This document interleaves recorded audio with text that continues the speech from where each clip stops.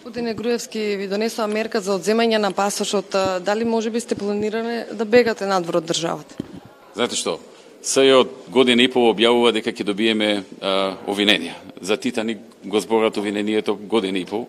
Во меѓувреме кој знае колку патувања имав и кој знае колку пати се вратив од патувањата. Само во месец јуни имав кратки патувања во 4 до 5 држави, од кои што се вратив. Ако сакав да избегам, може да избегам. Знае дека или на 28, или на 29, или на 30 јуни СИО ќе одржи преси и ќе ги поднесе овие обвиненија без никакви докази.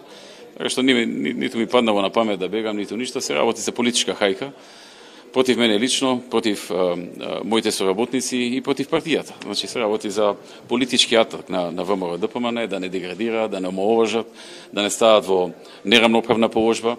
Тоа е тоа. Тоа е целата битка. Иначе, ако сме сакале да бегаме, сме имале толку многу можности, толку многу патувања.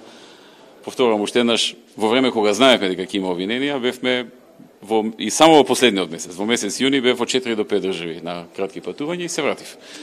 Така што јасна е работата дека станува збор за една политичка хајка со цел СДСМ да ги прикрие своите неуспеси и плановите кои што ги има да ги направи поврзани со државните и националните интереси, а ние да одговараме на вакви прашања и да се занимаваме со вакви проблеми.